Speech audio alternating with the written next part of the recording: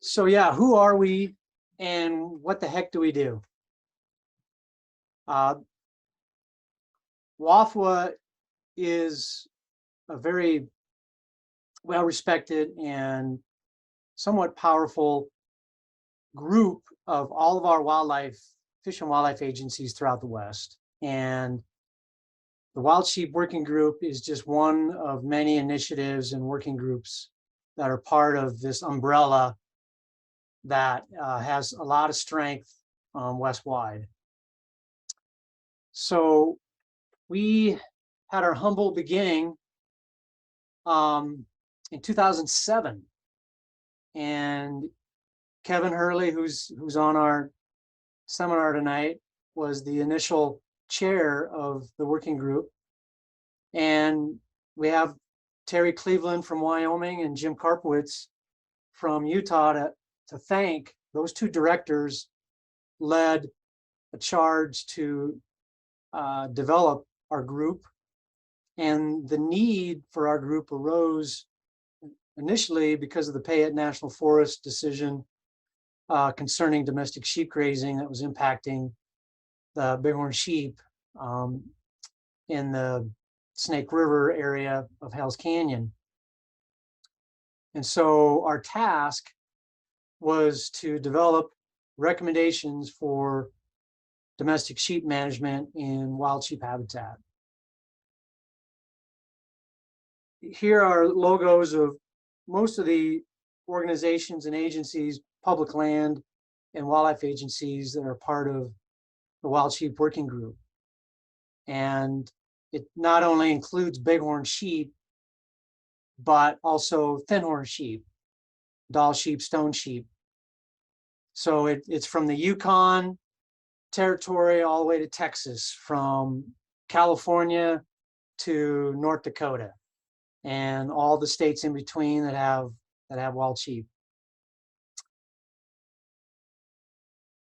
So this was what we initially developed in 2007 to provide to the directors, to all the public land management agencies, where we attempted to identify how should our agencies, how should public land management agencies like the Forest Service, BLM, and the domestic sheep operators on the landscape work together, and what we'd hope is work collaboratively to maintain effective separation between domestic sheep and wild sheep.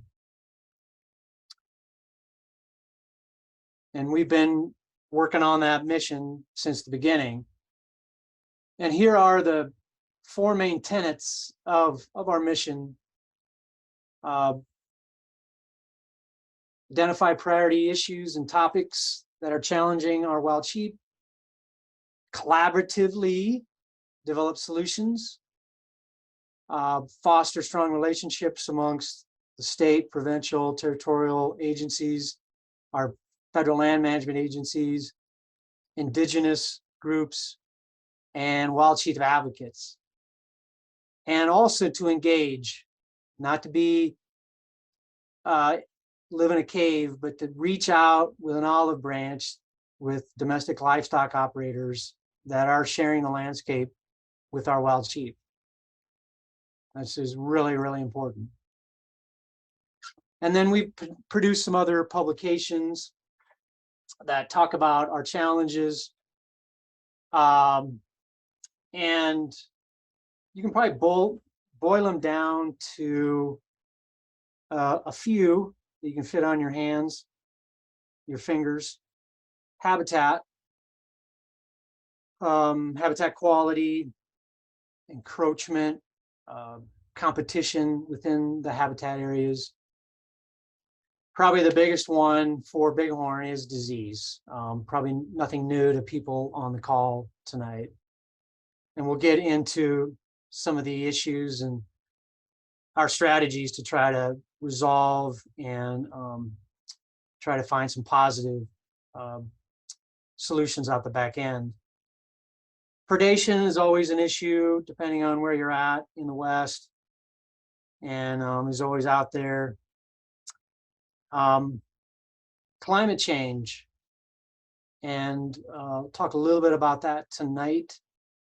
It's nebulous, but yet it's also real in not only the desert, but in other areas. And, you know, another challenge is, just like any other organization, how do you work together? How do you work across the row? How do you work across the street? How can you be effective with your partners? That's always been and continues to be a challenge that we face and that we're working on.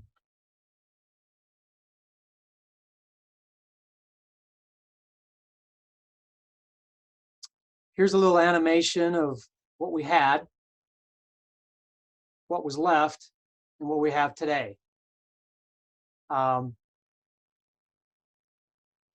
numbers, depending on who you are and what publication you read, we probably had, I think, 750,000 bighorn sheep throughout southern Canada and United States. But due to primarily pathogens, but also overharvest and competition, we lost entire herds. In fact, some states lost their entire populations of bighorn sheep. We probably were down around 15,000 bighorn sheep left. I always say, I was born and raised in South Dakota, right where bison used to graze above the Missouri River, and bison were pretty much killed off by bullets. Bighorn died of pathogens. But so in 1960, there was some pioneers out there throughout our agencies, throughout our publics, our sportsman groups, and a lot of that work were the recipients of, and our Wild Sheep Working Group attempts to tell the story of the success of all of our translocations that we've done throughout time. And I'm going to jump over to my GIS.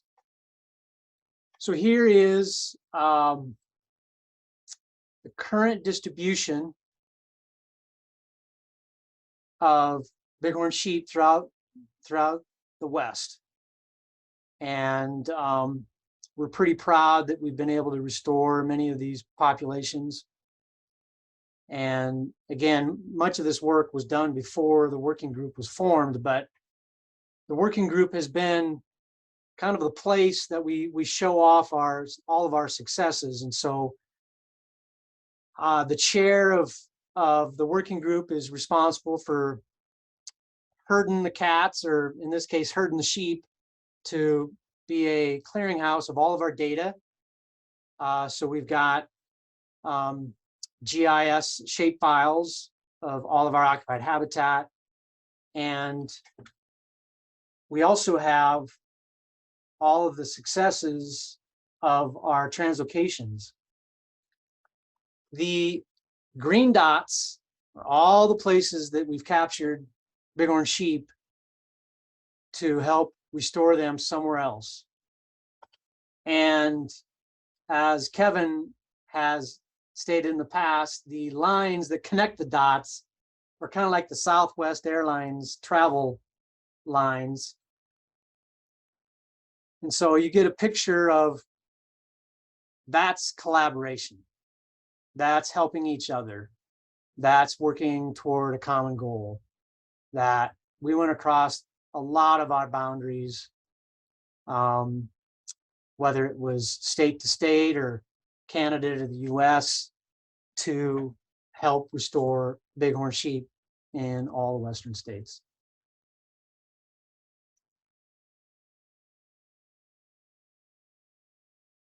So we've come a long ways. We wish we were higher, but from 15,000 when we looked at all the ashes that were left on the landscape and how many sheep were left in the 1960s, and now we're about a little over 75,000, about 50,000 Rocky Mountain California Bighorn, and a little over 25,000 of desert Bighorn sheep. I'm going to play this little video. This is nothing new to, again, most of you, but if you spend time out there with optics, even though this is blurry, you're probably already figured out what's going on out here. This is something that happens on the landscape more than we think, where we have a wandering, in this case, wandering ram. And one of our hunting guides took this a couple years ago in Nevada. And unfortunately, not knowing how much contact occurred, we ended up having to lethally remove that ram. And it's not just rams, ewes going walkabouts. So this has been a huge issue within the working group.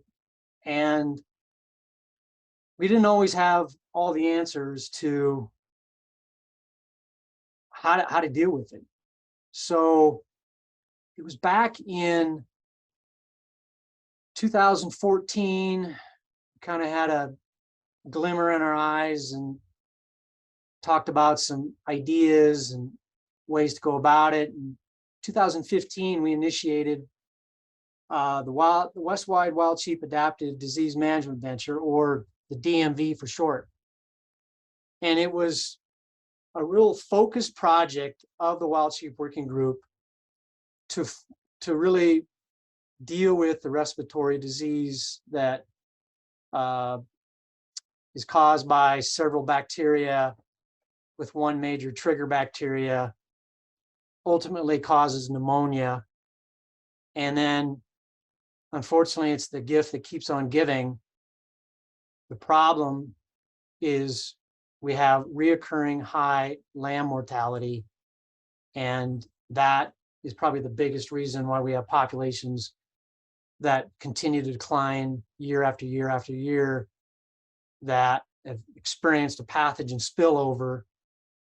And today, it's not just domestic sheep that are the source of that. We are finding many of our bighorn sheep are passing those pathogens on to clean, if you will, bighorn sheep. And so it's a huge landscape issue. So this DMV, again, we had some major goals. We wanted to improve and speed the learning about the disease and the response of herds. We wanted the working group to be a source of guidance and expertise to those who want to know, what can we do? What should we do? How should we do it? Be a clearinghouse of the information, not just from what we've tried, but all the research that was done. People like Frances Cassier, who was invaluable in working in this arena. She was always being tasked to share what she learned and facilitate adaptive management actions, encourage all of us to try some of these actions and see how they work. And if they don't, what can we do to improve them? Seek funding and summarize what we learned, what works and what doesn't. So really, that was 2015. A lot of work was going on before that and after that. And we got some breakthroughs, again, thanks to Francis, other people like Tom Besser, and so many other collaborators in the Hells Canyon area. That was really a test case for this management effort called Test and Remove. And again, collaboration my long-term friend and colleague, Darrell Lutz in Wyoming, helped say, hey, let's get everybody together and let's talk about what we know and what we don't know and give direction to those who are interested in this test and remove. And so we had a really successful webinar last year. Darrell, was it over 120 people? Yeah, my gosh, that's been a year ago. I don't remember, but I think it was at least that. I thought it was over 140, but it was a lot. And I stuck 192. with us for 9 hours. 192 was the peak number, almost 200. Wow. And we just a lot of great information sharing, data sharing, case studies were provided. And then we had open dialogue with states that have tried it and it was successful. Those states that are still licking their wounds, and those states that are interested in trying it. And basically the blueprint of it is, after about a year that a population has experienced a spillover, there'll be about 2 to 5% of the herd of the adults that are chronic carriers. Their immune system didn't quite work, and they are chronic shedders. They're chronically infected and can share that pathogen with other animals in close proximity. And so we test animals, we attempt to find those remaining shedders or spreaders or carriers, and then we remove those from the landscape. And we keep doing that iterative process. And sometimes we end up capturing over 80% of the herd. And it has been successful. When we've removed the last carrier, there's been just awesome to hear the people that have done it. They see the lambs not only born, but they're finally surviving, and the population's growing again. And so that is our main tool in the toolbox of our DMV that we're working to try to spread the use and try to restore herds that many of them were 400 or 500 sheep at their highest peak, and they may have collapsed due to the pneumonia below 50. And now some of them are growing, and hopefully they'll get back to where they were in the past.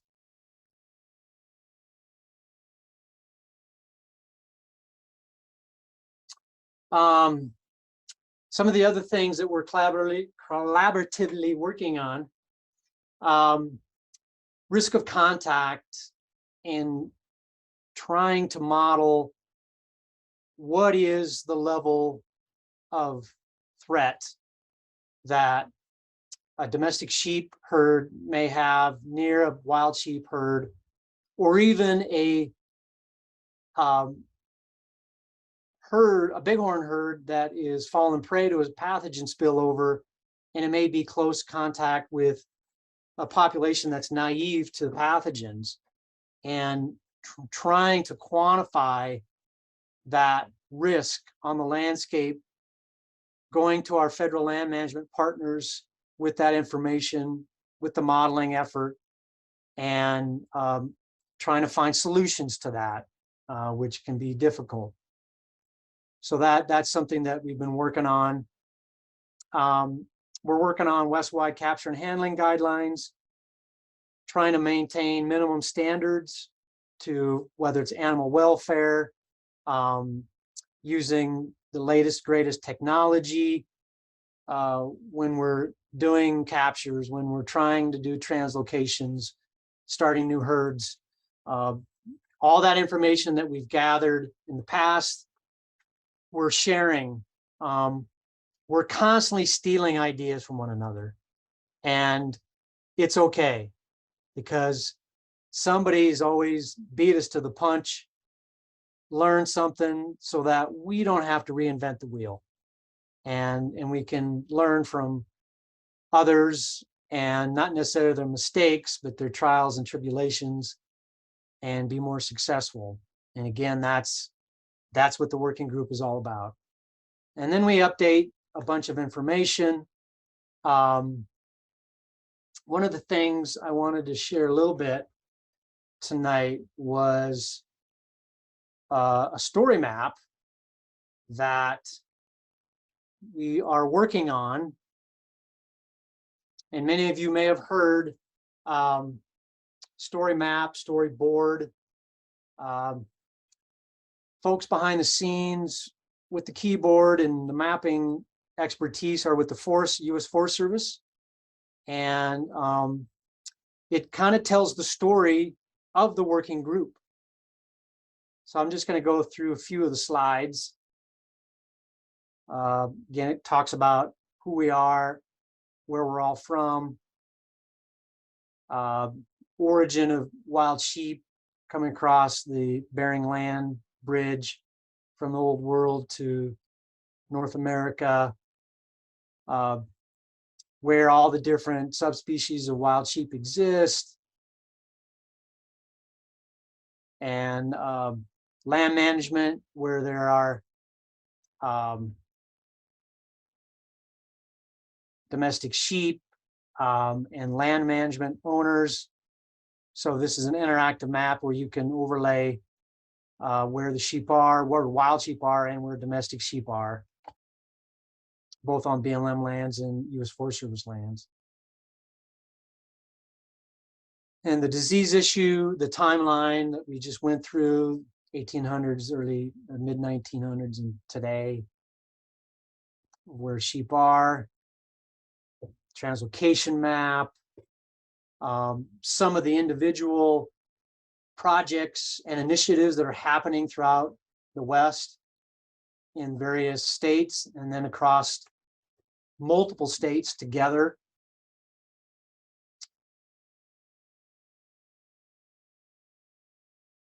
And then a cool video that I'm going to move over to another arena to show. One of the things that our forefathers didn't quite appreciate was how far do bighorn sheep foray or go on a walkabout on the landscape. They're nomadic animals, I think, naturally. It wasn't until white man showed up and started putting in fences and highways and byways that they started getting fenced in, and decided maybe it's best to stay on one mountain range. But that's one of the issues with the pathogen transmission, is some of these bighorns go on big walkabouts, and they also get into trouble. And the way I look at it is like a 21-year-old kid going to college. Sometimes he's getting into trouble, and he might bring his dirty laundry back home, which could be a pathogen, and it's not good when he does that. So this is an interesting story. This was a 8-year-old ram that we captured during disease surveillance, very southern tip of Nevada against the California border. And this ram ended up doing quite a bit of walkabouts. So I'm just going to play a little bit of this, and you'll see what this ram does. And just to give you a reference of distance, the width of the map is pretty much 50 miles. So he's captured in late October, immediately boogied over to California. He's going into 2 mountain ranges. He's going to be in the 3rd one here shortly. He goes back. Remember that there's a timeline. Here is the year, month, day. And he likes to go back in June and July. I wonder why. Look at that huge movement. this ram's got his resources figured out. He knows where to go. And it's crazy that this pattern of this huge movement occurred almost every year when you look at the collar data. And then talk about collaboration. This ram was recaptured by my colleagues in California Department of Fish and Wildlife, just a few months after the collar battery died. They put on a new collar and we got 2.5 more years of data. And he's doing the same thing. He's got similar patterns. He is just going crazy. And I'm going to wait a little bit, and he is going to show us that sometimes he doesn't always like to stay in the mountains.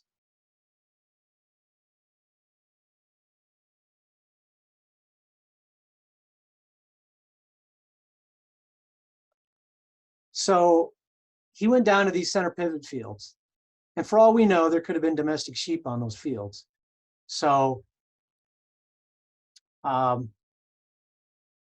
yeah, he wanted a nice meal, but those are the kind of things that get us into trouble. So anyway, just kind of show you that bighorn, whether they're rocky California deserts, they can go huge distances, and that's likely how many of our pathogens get spread.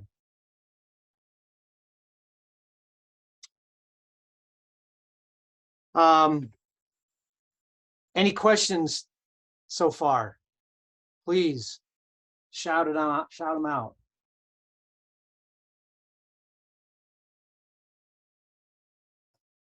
One question from me, Mike, is so I think that visual is so informative, and it really gives perspective about the range, especially of rams. So do you have an example of how that mapping project was used for quote unquote collaboration? Well, I think a lot of us are sharing these big long distance movements with not only our counterparts west-wide, but public land management agencies, to say that this is real, this is happening. But one of the things that we weren't prepared for, I'm going to shift gears a little bit here, is when we were doing all these translocations, I think a lot of us in our early days didn't realize how much this happened.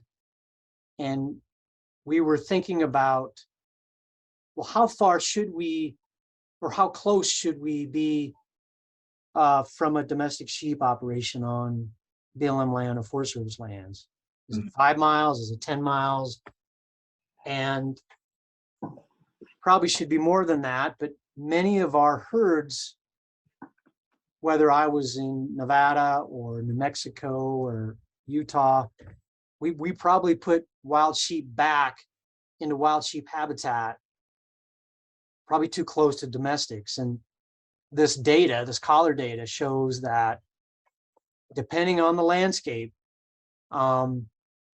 we really need to be a little bit more cautious about where we put sheep. Doesn't happen all the time. It's I'm not saying it's rare, but I'm not saying it's common. So I think it's just information that helps us all be a little bit more vigilant to what's happening out there, and the next time that we put sheep out, let's do our best to have as much effective separation as we can. Mm-hmm. Thank you. That's a great answer. Hey, Mike, this is Steve Kilpatrick. How are you folks describing success with your test and removal projects, maybe Francis can answer this, but is it 20 lambs per ewe 2 years after the removal, or how do you feel? Yeah, when do you feel good about test and removal that it's worked? Can you quantify it at all? Well, we're working on that, and I definitely want Francis to pipe up, because I think it's going to vary. We definitely have, especially during the webinar last year, we were telling people, don't start clapping quite yet. Don't get too excited too early. And it's an iterative process that we're feeding information back to all of our colleagues throughout the West as we receive it. In fact, I was working on it today. We had a little committee meeting a few weeks ago. We're trying to put together what I call a test and remove tracker. So it's a file that all of us throughout the West can enter our information, what we've done, how many sheep existed before the pathogen spillover, how many remained, what year did we start the test and remove, what was the approach, how much effort did we put into it, what was the test results, what was the lamb recruitment values over time, how many years did you conduct the test and remove. And I think one of the metrics that Francis is wanting us all to do near the end, when we did our last test effort, last capture, let's say there was 35 animals left, we ended up capturing 30 of them, and over a 2-year period we finally had 0 animals with a positive for the pathogen that we're concerned about, Mycoplasma pneumonia. And we actually had the first year of lamb recruitment could have been 55, 60 lambs per 100, whatever. But we're saying, no, be cautious, and let's capture some lambs, because they're going to be the ones, if there's someone out there that maybe we didn't capture as an adult, if the lambs have any exposure to that pathogen, then the work isn't done. Francis, give me a little bit more explanation.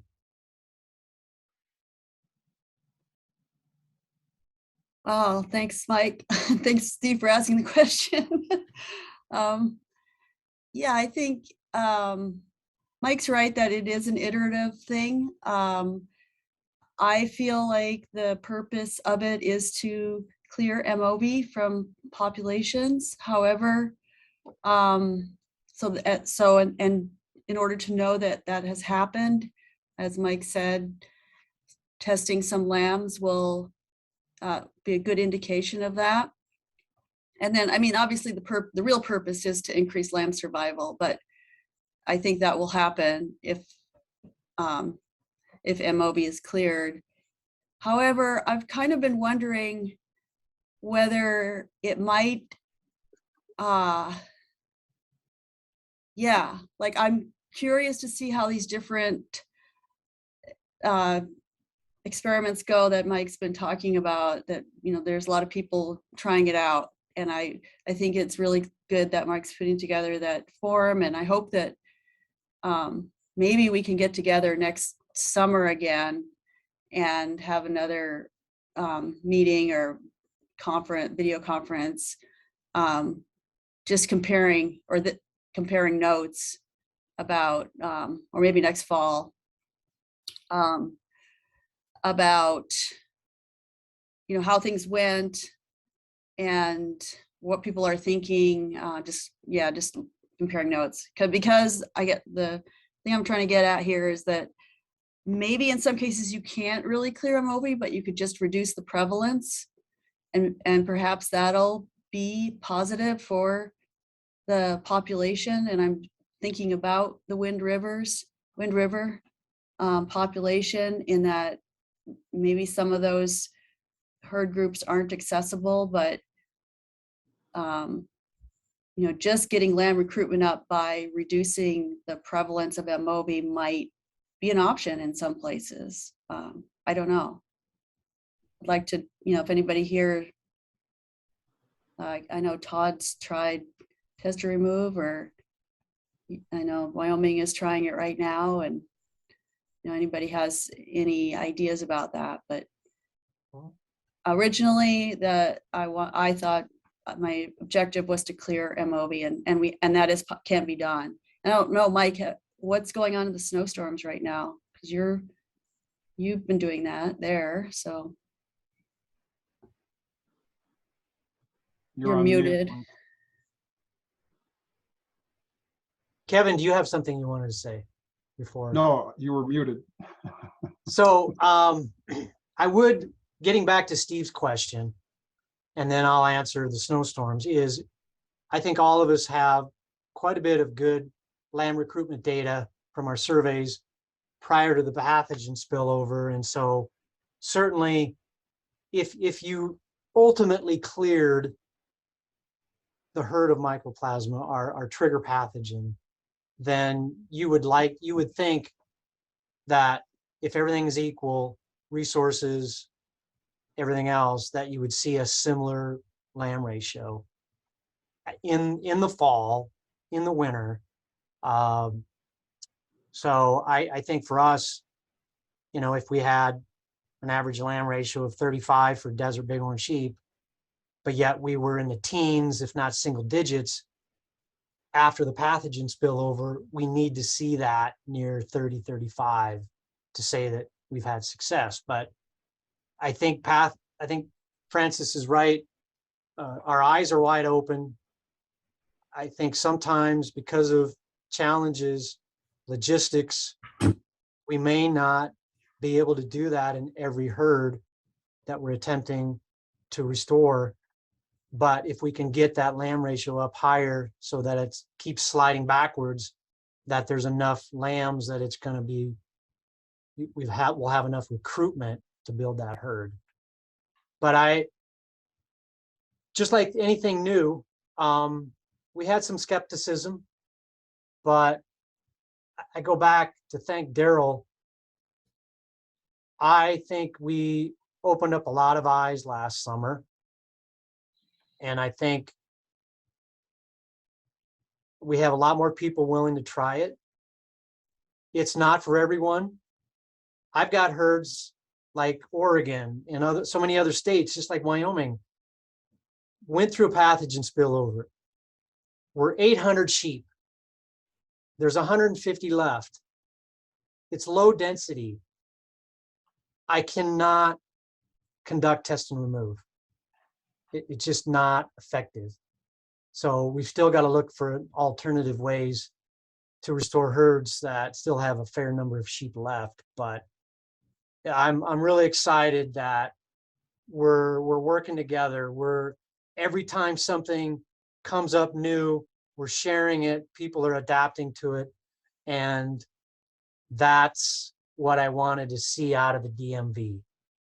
Yep. Mike, comment I would make, and bouncing off what Francis said, I'm thinking next January in Reno at the WAFWA Wild Sheep Working Group meeting, maybe it would be worth carving out a pretty good chunk of time, maybe 4 hours, one of the 2 half-day sessions, just to sort of get everybody together, share information, sort of on the same page. That may be the next opportunity that makes sense, the most sense to me. Just a suggestion to think about.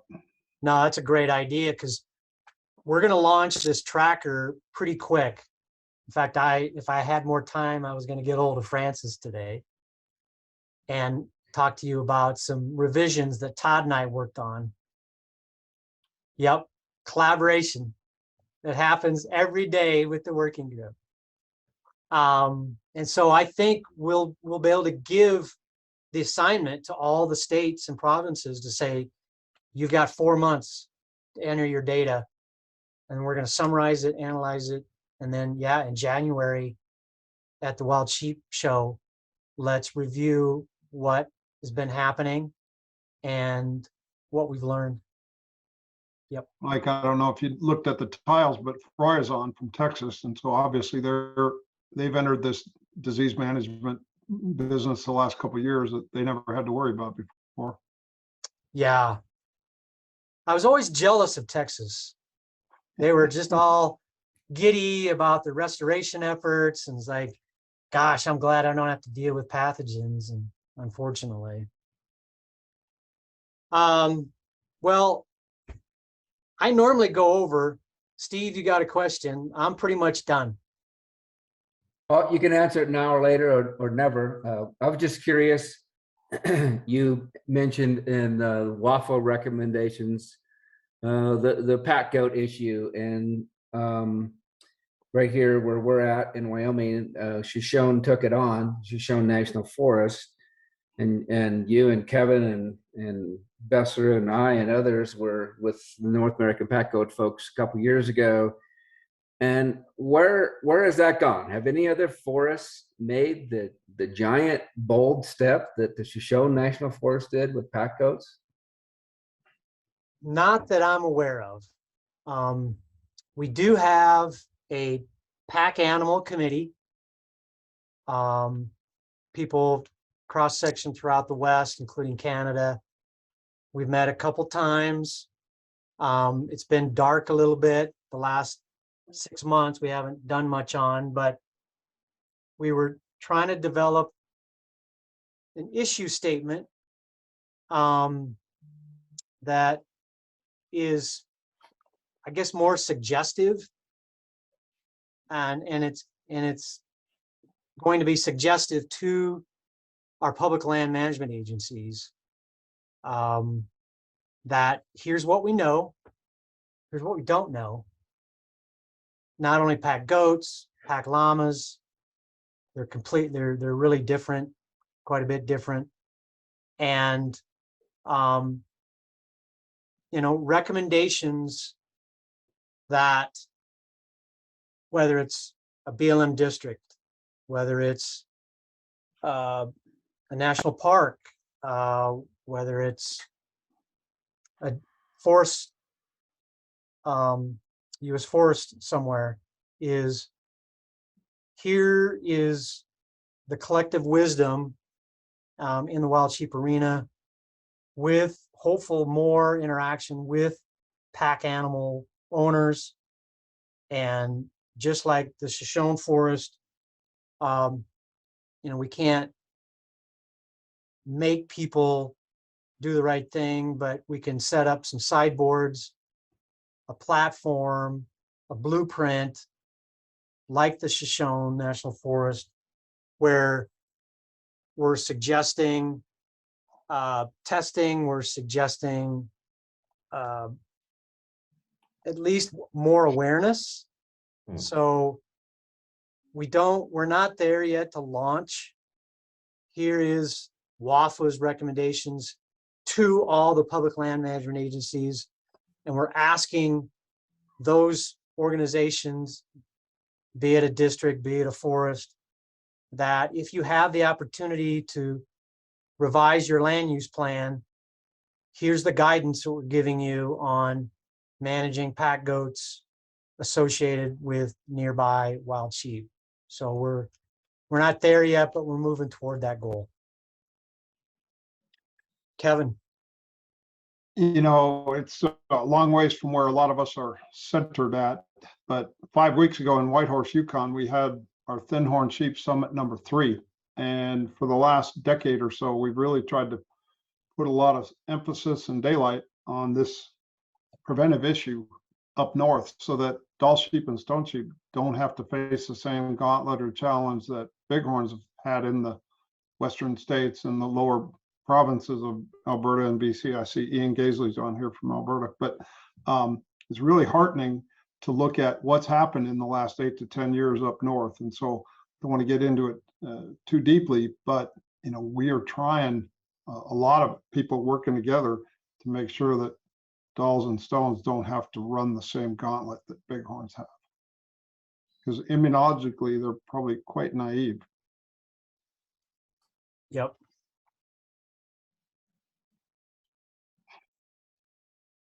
Vern.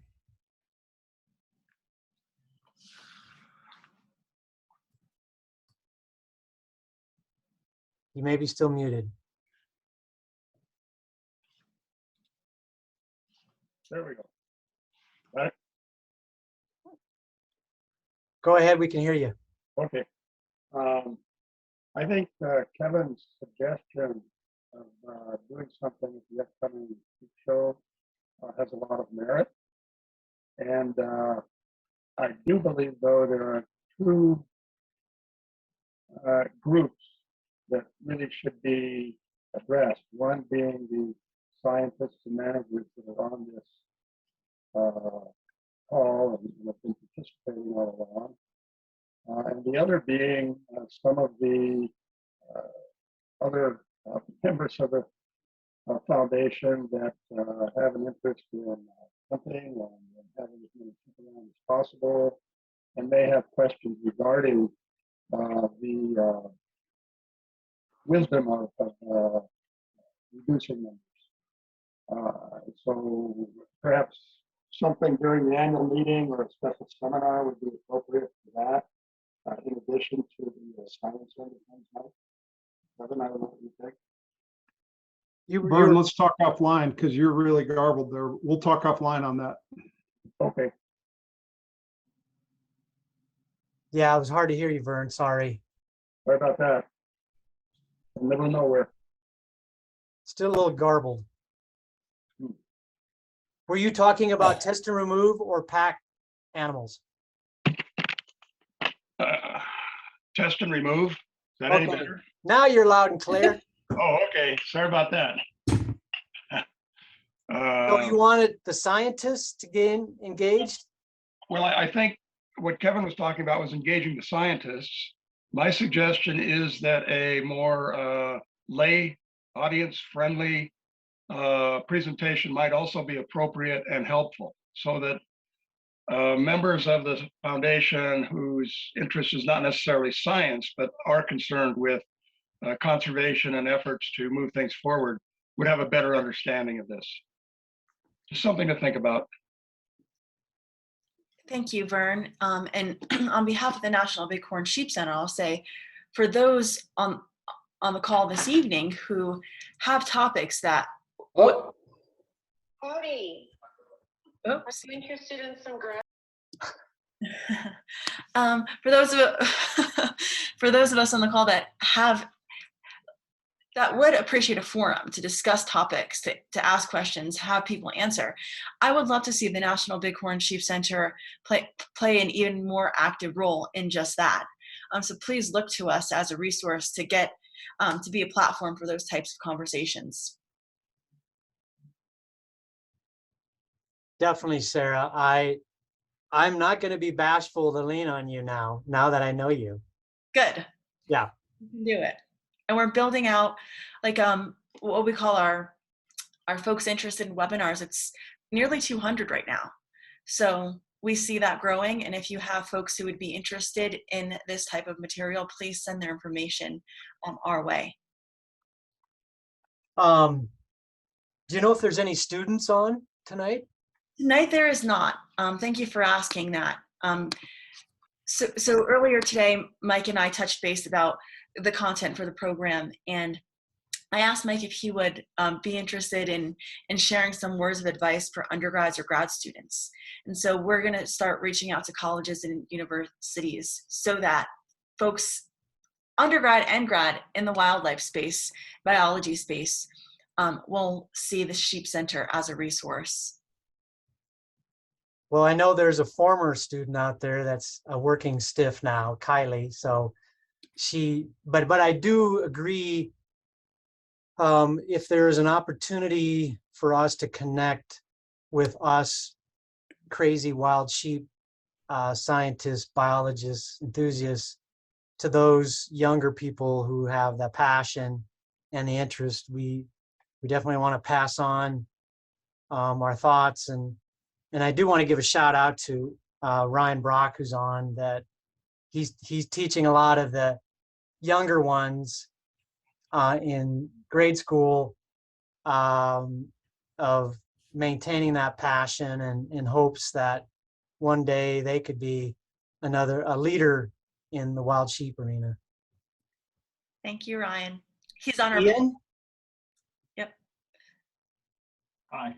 I just wanted to say, don't let the gray hair fool you. I am also a student, so I'm just working on some movement ecology and RAMs here in southern Alberta with Mark Boyce and with Ann Hubbs and Catherine Ruxall and a whole bunch of people. So, Oh, thank you for joining. Good. hi.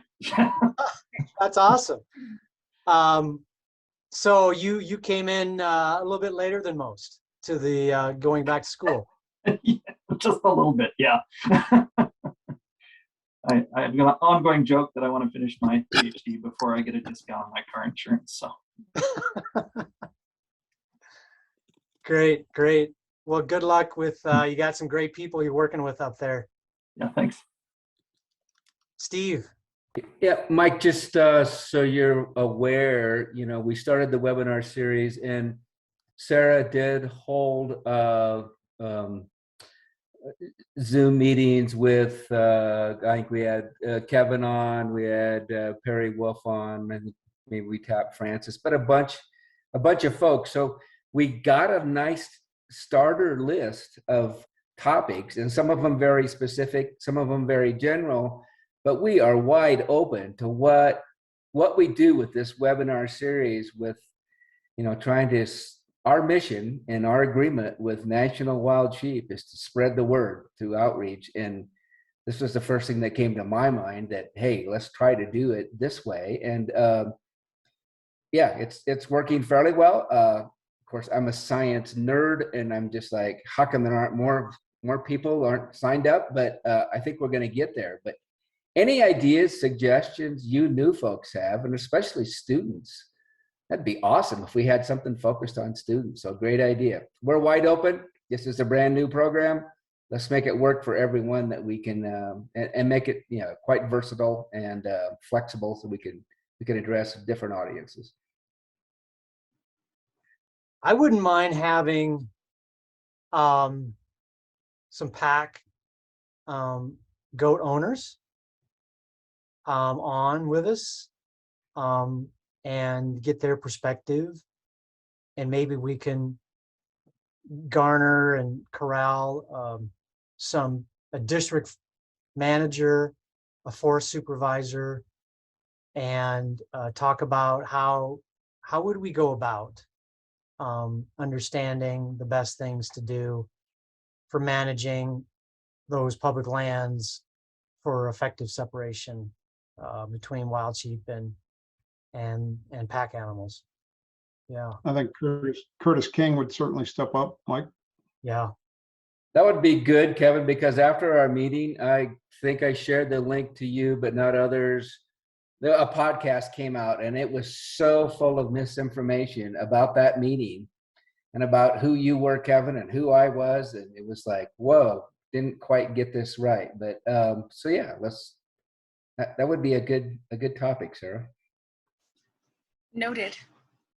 I wrote it down. Ian, you have a question or statement? No, I think I just had my hand up still. So Okay. sorry. There we go. Well, Sarah, thank you again for giving me an opportunity to yak for an hour. Thank you. We are so honored to have you. We'll make this recording available and get it out to folks who weren't able to attend this evening. But truly, sincerely, Mike, we are very honored to have you with us this evening. Thanks. Thanks, Mike. Thanks, Mike. Thanks, Mike. Good night, Mike. Good night. Have a good weekend. You too, bud. Night.